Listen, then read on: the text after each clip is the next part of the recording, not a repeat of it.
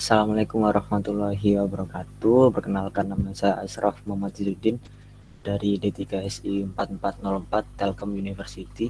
Jadi pada kesempatan kali ini saya akan mempresentasikan mengenai tugas besar mata kuliah pemrograman web dengan judul aplikasi booking online lapangan futsal.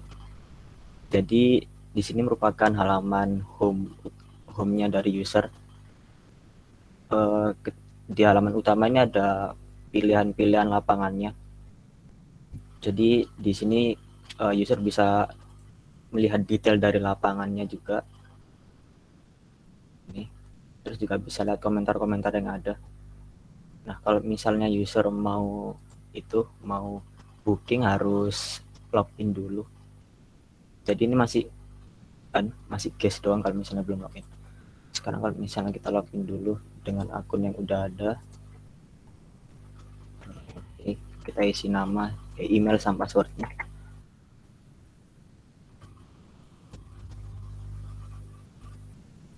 Nah, ini udah membawa nama usernya tadi, sama udah bisa booking. Oke, sekarang coba kalau misalnya isi komentar dulu. Jadi di halaman detail ada detail tempatnya, namanya, terus lokasinya di mana, jenis lapangannya apa, biaya per jamnya berapa. Lalu kalau misalnya mau input komentar,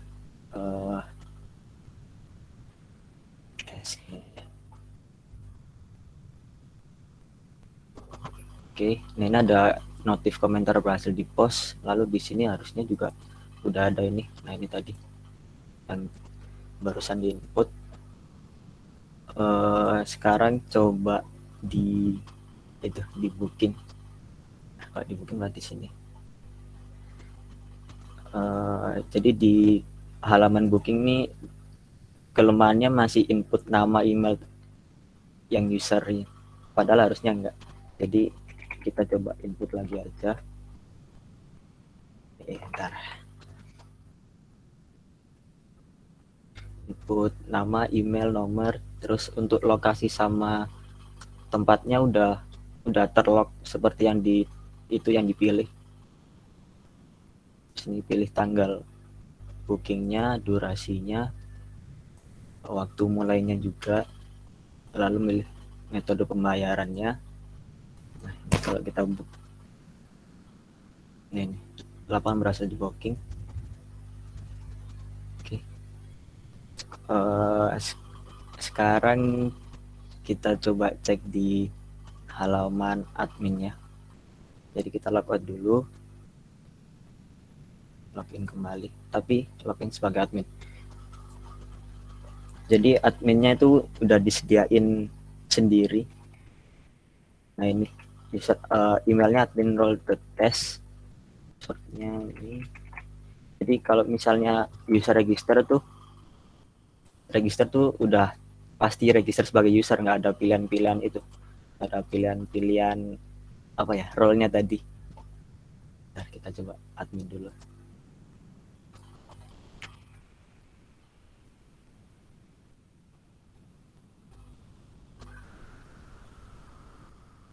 Jadi ini dashboard adminnya.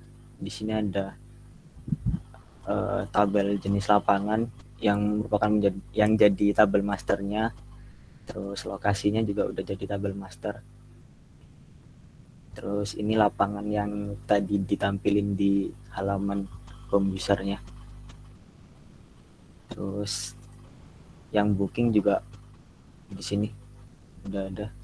Dan di sini juga ada fitur search sama pagination juga. Sekarang kita cek yang booking tadi.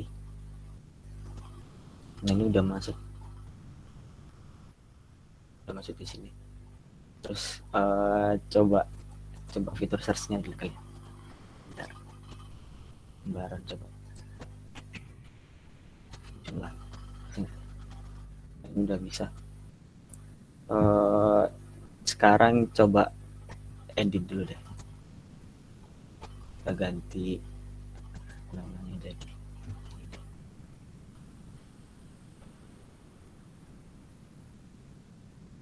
Nah ini udah keganti. Terus bakal muncul notifikasi juga kalau data berhasil diedit. Kalau misalnya mau dihapus, ada sweet alert, jadi buat konfirmasi dulu apa bakal beneran dihapus atau enggak. Kalau misalnya dihapus, nah ini udah keluar data berhasil dihapus. Untuk masalah codingannya, jadi kan saya pakai framework Laravel. Jadi framework Laravel itu framework yang menggunakan konsep MVC atau model view controller. Jadi di sini kan rootnya booking ya. Jadi kita arahin ke ini dulu di folder booking. Lalu di folder booking ini kita cek di halaman indeksnya. Jadi indeks itu buat nampilin semua data-datanya gitu. Nah, jadi index.php ini sebagai view-nya, sebagai tampilannya. Terus untuk controller itu sama seperti koneksi kalau di PHP native. Kita cari booking controller. Booking controller mana ya? Ini booking controller. Nah, ini jadi koneksi.php-nya kalian gitu. Koneksi.php yang pertama kita diajarin sama Kak Aisam. Jadi di sini public function index ini kalau ini kita masukin pagination tadi.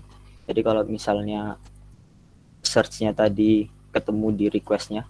Jadi request-nya itu seperti name gitu, Pak. Name di kolom search-nya tadi. Ini bakal ketampil paginate-nya 10, kalau misalnya diganti juga bisa. Nah, ini bakal ke return view-nya. Return view-nya ini mereferensikan view tadi, Pak. View yang ini. Index.php. Jadi nggak perlu nambahin .php di belakangnya, cuma return view. View ini mengarah ke folder view ini. Lalu habis dari folder view masuk ke folder booking. Lalu habis dari folder booking masuk ke index ini. Nah, ini masuk ke sini. Untuk selanjutnya mungkin skema relasi. Jadi skema relasi tugas saya seperti ini. Tapi kalau misalnya dari sini mungkin agak ribet ya. Jadi mungkin agak lebih simple dari sini aja. Jadi pertama user itu memiliki hubungan one to many, atau role itu memiliki hubungan one to many sama user. Jadi satu role itu dimiliki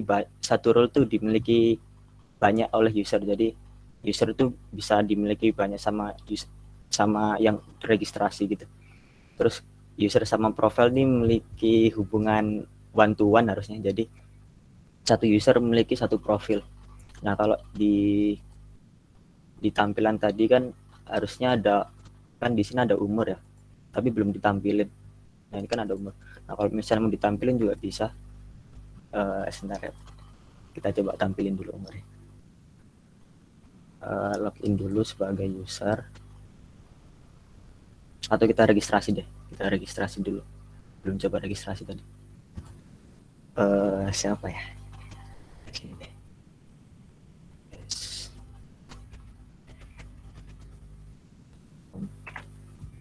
Umur 20 misalnya. Skor 1234556. Bentar. 123455678. Jadi di passwordnya ini di set minimal 8, makanya harus 8 karakter.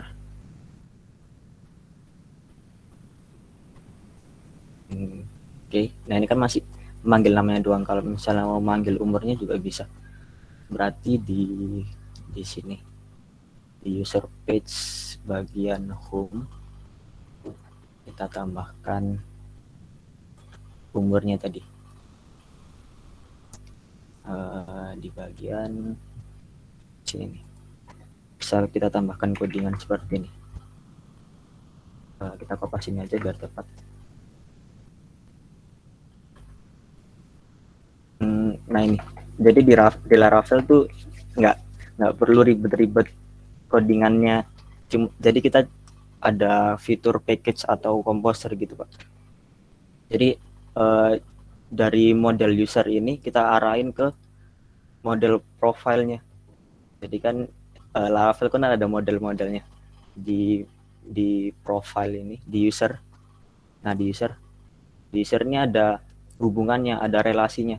Nah, ini public function profile, S1 profile gini. Jadi di ini tinggal tambahin aja user masuk ke profile. Terus habis profile masuk ke umur. Jadi kan di profile tadi tuh ada ada kolom umur, jadi kita panggil umurnya gitu. Nah, kita cek, semoga bisa nih. Kepanggil ya? Nah, ini udah kepanggil.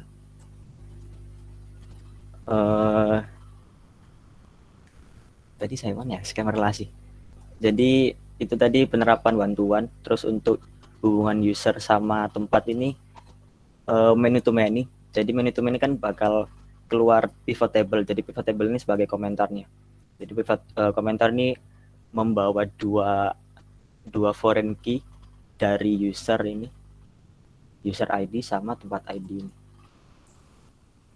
Terus untuk yang masalah tempat ini memiliki hubungan one to many sama jenis. Jadi satu jenis ini dimiliki banyak tempat. Contohnya seperti ini. Jadi di interlock ini ada banyak di tempatnya. Nah, ini interlock ini. Sama halnya di lokasi juga memiliki hubungan one to many. Jadi di lokasinya juga ada. Di Surabaya ini ada banyak di berbagai tempat. Nah, ini. Terus mungkin gambaran singkatnya seperti itu. Baik, mungkin cukup sekian dari presentasi saya. Kurang lebihnya mohon maaf. Wassalamualaikum warahmatullahi wabarakatuh. Waalaikumsalam warahmatullahi wabarakatuh. Bagus sekali ya, sangat-sangat bagus ya. Oke, tinggal Terima mungkin kasih. nanti dokumentasi ya, dokumentasinya kerangkanya pun sudah saya kirim ya. Oke, good luck ya untuk Asraf. Jangan lupa teman-teman yang lain juga sama. Sebisa mungkin nanti dibantu diakomodir oleh Asraf ya. Diunggah di Google Drive ya. Nanti bisa teman-teman lanjutkan di proyek tingkat 2 ya. Bahkan bisa sampai ke medley, proyek akhir, atau mungkin startup ya. Atau mungkin ada suatu perlombaan, silakan. Ya, Asraf dan teman-teman yang lain ya. Oke, good luck ya.